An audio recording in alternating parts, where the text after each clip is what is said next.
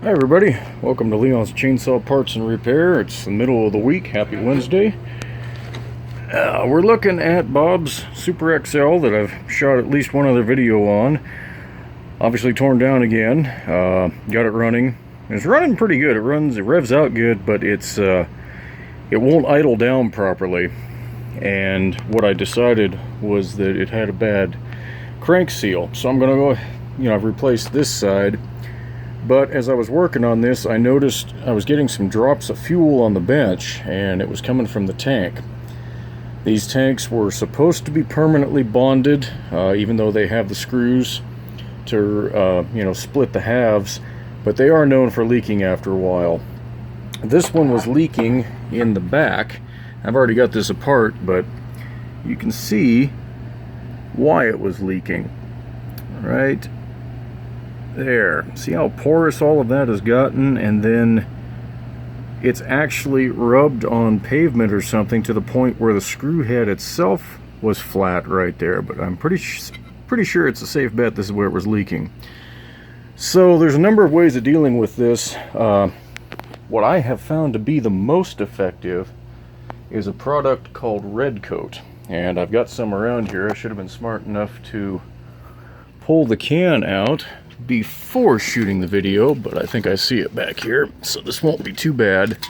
Prep, as with almost any job, is critical for this product to work, but that's what it is. Red Coat. You can get this on eBay. You can get it straight from Damon Products. It works. I've used it on several of my personal saws.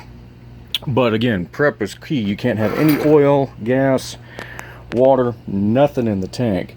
Well, I just fueled this thing up, so obviously that was going to be a problem. So I went ahead and split the tank, which wasn't that big of a deal. I'll go into that in a minute.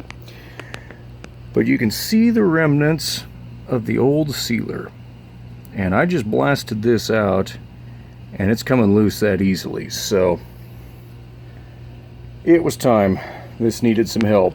Like I said, there's a couple ways you can deal with this. You can do a coating like Red Coat, where once the tank is dry and reassembled, you pour a quantity in there and you basically pour it around until it coats the entire inside of the tank.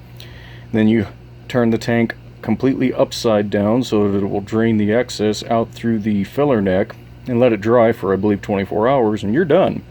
It's got a liner in there that is impervious to gas and oil, and it holds fuel perfectly. That's what I'm going to do on this one. You can also use some hard setting gasket material and slap it back together. Because of the porous damage down at the bottom of that tank, I'm feeling better about a actual liner. So that's where I'm going to go. Again, got to be perfectly clean, and that's part of why I decided to split the tank, was because if you hose this thing out with it all together, trying to get all the water out of there and even get it clean is going to be a real pain in the butt. So I just split it, soaked it down with a good cleaner, hosed it out with really good hot water. If you don't have access to hot water, like I put a Y on the feed to my washing machine so that I could have a hose off of it. Wait till your wife's not looking, take it in the house, clean it out in the sink with hot water. Get all that oil out. You won't regret it, unless you get caught, and then I didn't recommend taking it in the house. Anyway, getting these screws loose. They're tiny little guys. They're a standard flat head, if you want to call it a number 2 narrow blade, I guess that'd be the best. Trying to take those out with a hand screwdriver, you're probably going to get pissed very quickly. Get your impact driver out. If you don't have one of these and you do any kind of work around the house, get one. You won't regret it.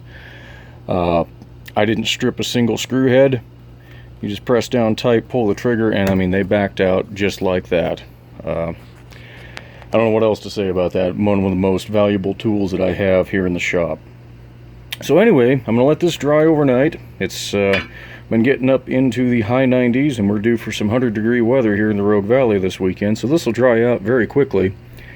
I'll slap it back together, get those screws tight, and do the Red Coat, and while all that's curing, I'll go ahead and replace the crank seal on the other side, on the clutch side of the engine, and hopefully this time when I get it back together, Bob, she'll be ready to go for you.